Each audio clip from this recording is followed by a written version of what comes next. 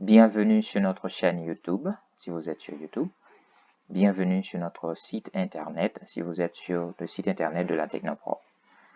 Aujourd'hui, on va vous expliquer les questions qu'on vous demande de répondre dans le formulaire DA160 quand vous appliquez pour un visa B1, B2.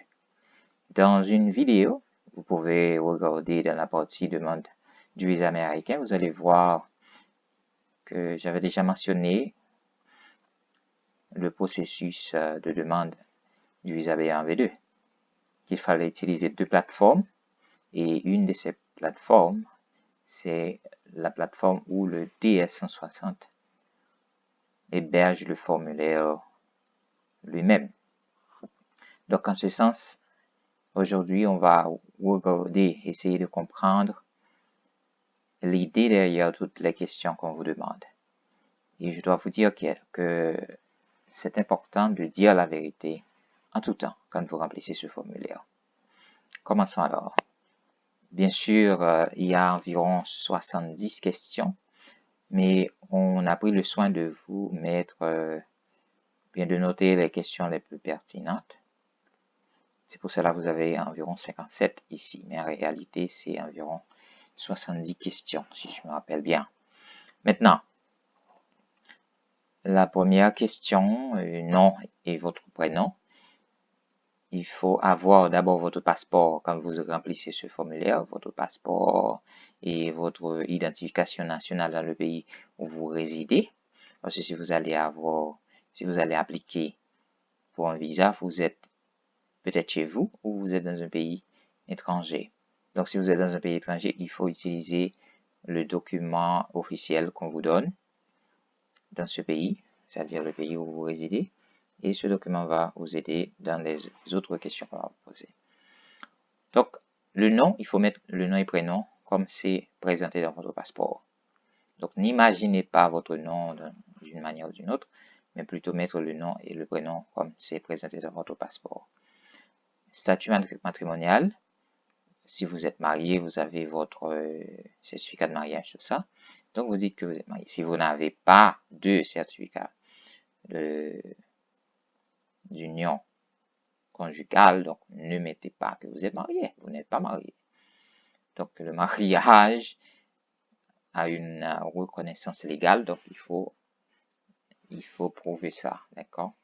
Donc ne mettez pas une information qui n'est pas vérifiable. Date de naissance, donc, vous mettez votre date de naissance, comme c'est apparu dans votre passeport. Lieu de naissance, comme c'est apparu dans votre passeport. Vous voyez, donc c'est clair. Vous mettez les informations comme c'est vérifiable dans un document, par exemple. Votre nationalité d'origine, votre nationalité, le passeport va dire exactement où vous êtes né. Et votre nationalité actuelle, donc ça, si vous avez changé de nationalité, à ce moment, vous mettez, il ne faut pas confondre pays de résidence, et en pensant que vous résidez dans un pays, et vous pensez que vous avez la nationalité de ce pays. Non, ce n'est pas le cas. Pays de résidence, c'est le pays où vous vivez, c'est-à-dire légalement. Et NIF ou SIN, ça c'est applicable aux Haïtiens, mais si vous êtes de notre pays, donc c'est l'identification officielle du pays, ou bien dans le pays où vous résidez officiellement, où vous faites l'application. L'adresse de résidence, mettez votre adresse de résidence. Appartement, numéro, et avenue, rue, tout ça. Précisez. Ville de résidence, précisez la ville. Numéro de votre portable, bien sûr, mettez votre numéro de portable. Numéro de bureau, mettez votre numéro de bureau. Vous n'avez pas si c'est votre propre entreprise, donc mettez votre numéro. Numéro de passeport, comme c'est apparu dans votre passeport. Date d'émission, comme c'est apparu dans votre passeport. Date d'expiration, comme c'est apparu dans votre passeport. Lieu d'émission, le passeport, je ne me rappelle pas, mais je crois que c'est le lieu d'émission est aussi apparu dans le passeport. C'est-à-dire, où est-ce que vous avez fait le passeport? Donc, le pays où vous avez fait le passeport, vous précisez cela, ok? Et si vous avez déjà perdu votre passeport, il faut préciser cette information? Si oui, il faut mettre le numéro de ce passeport. Donc c'est pour cela, il faut avoir toutes ces informations gardées quelque part. Donc il y a des personnes qui négligent de garder les informations historiques. En ce qui a trait aux États-Unis, il y a des informations qu'on va vous demander qu'il faut retourner 5 ans ou bien 10 ans en arrière. Date du voyage prochain aux États-Unis. Ça, c'est quelque chose que les gens en fait, se confondent un peu. Si vous appliquez maintenant, il faut mettre la date de votre prochain voyage environ 3 mois à partir de maintenant, parce que le processus prendra environ 1 mois et demi. Donc, le temps pour vous d'avoir le visa, si vous êtes approuvé. Donc, à ce moment, vous pouvez avoir le temps de dire que cette date est flexible ou pas. Bon, il y a autre facteur encore. Quand vous appliquez, il faut voir s'il y a rendez-vous. Donc, il faut dépendre s'il y a rendez-vous et dans quelle période aussi. Donc, je pense que 3 mois, c'est calculable. C'est logique, 3 mois, en fait, à partir de votre demande d'application. Par expérience, je crois que ça fonctionne bien. 3 mois à partir de cette date que vous faites la demande. Durée du voyage. Donc, il faut préciser la durée du voyage. Ben, il faut pas mettre une durée exagérée. Donc, un visa B1, B2, vous n'allez pas mettre 1 an quand même. Donc, la durée du voyage dépendamment du temps que vous allez passer aux États-Unis. Si vous avez en tête de rester aux États-Unis, là, vraiment, je ne vous conseillerais pas, hein, parce que si vous avez déjà en tête cette idée-là, donc je pense que vous êtes un petit peu proche à l'échec là, parce que déjà, si vous pensez ainsi, ça peut agir sur votre comportement et le consul n'est pas un imbécile, donc il verra tout ça et peut vous disqualifier. Donc il faut être conscient que le visa B1, B2, c'est pour le tourisme et le business. Ce n'est pas un visa pour aller rester aux États-Unis. Nom et prénom de la personne qui financera le voyage, il faut préciser le nom et le prénom de la personne qui financera le voyage. Si vous allez financer votre voyage, vous mettez vous-même. Mais si c'est quelqu'un d'autre, il faut préciser. Et entrez en contact avec la personne et soyez d'accord.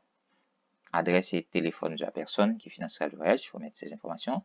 Si vous êtes d'accord avec la personne, elle va vous demander, il faut lui expliquer tout pour que ces informations, vous les ayez. Si vous allez voyager seul, vous précisez. Si vous avez déjà visité les États-Unis, si c'est une nouvelle demande, non, c'est sûr. Si vous avez déjà reçu un visa américain, donc si c'est le cas que vous avez déjà reçu un visa américain, vous dites oui. Dans ce cas, ce ne serait pas une nouvelle demande. Si on vous a déjà refusé un visa américain, à ce moment, vous dites, si c'est le cas, vous dites oui. Et maintenant, on vous demande si c'est pourquoi dans ce cas, à ce moment, vous pouvez dire, j'étais pas qualifié selon le consul. À ce moment-là, par exemple, si vous mettez ça ainsi, ça peut plus ou moins voir que vous êtes clair avec vous-même et que cette fois-ci, vous êtes en train de vous préparer, vous avez corrigé vos erreurs et vous êtes mieux préparé cette fois-ci. Je pense que ce serait une réponse assez acceptable. Avez-vous un processus de résidence en cours? Donc, faites attention à cette question. Si vous avez un processus de résidence, je ne vois pas la logique d'appliquer non plus pour un visa de B1, B2 qui est de tourisme ou de business. Vous voyez? Donc, si vous êtes déjà sur un processus de résidence, donc je ne vois pas vraiment la logique d'appliquer ce visa. Adresse d'hébergement aux États-Unis. Donc, si vous allez à un hôtel, précisez l'adresse de l'hôtel. Si vous allez chez un ami ou une famille, il faut préciser tout ça. Nom et prénom de l'hébergeur, il faut préciser téléphone de l'hébergeur, relation que vous avez avec l'hébergeur, tout ça. Et on vous demande des informations de votre père, de votre mère.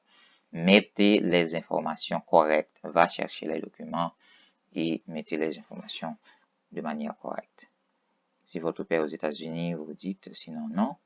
Nom et prénom de votre mère, les mêmes informations pour votre mère. Donc, il ne faut pas oublier ces informations. Nom et prénom de votre époux, si vous êtes marié, on va vous demander tout ça. Donc, mettez les informations correctement. Et lieu de naissance, tout ça. Votre profession. Et ça, c'est important. Votre profession, qu'est-ce que vous faites? Votre votre profession, si c'est cordonnier, vous mettez cordonnier.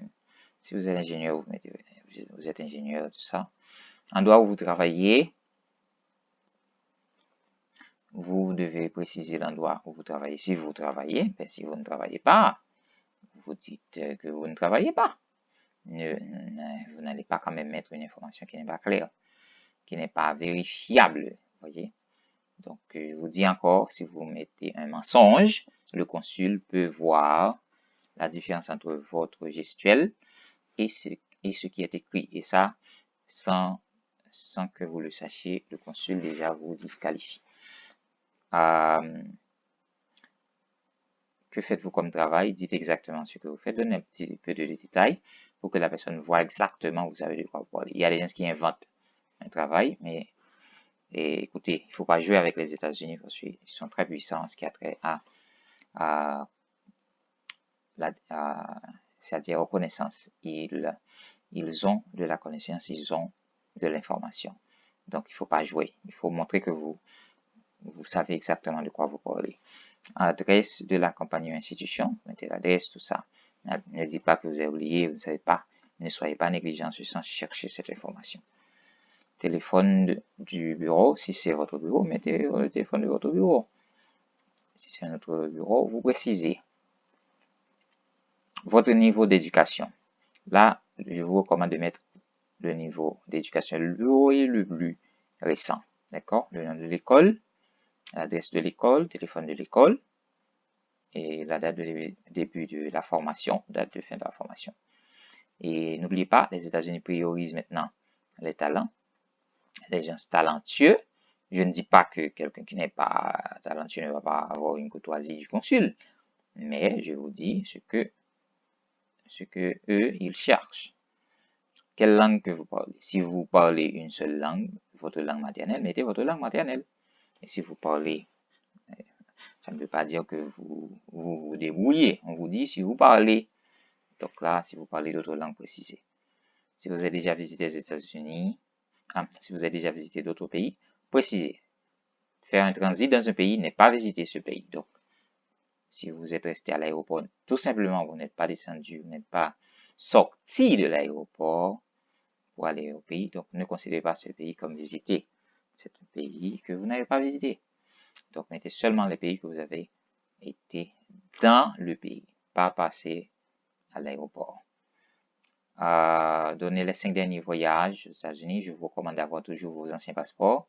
Donc, comme ça, quand vous voyagez, vous aurez toujours les sceaux de l'immigration et comme ça, vous pourrez avoir les dates exactes de vos voyages sans aucun problème.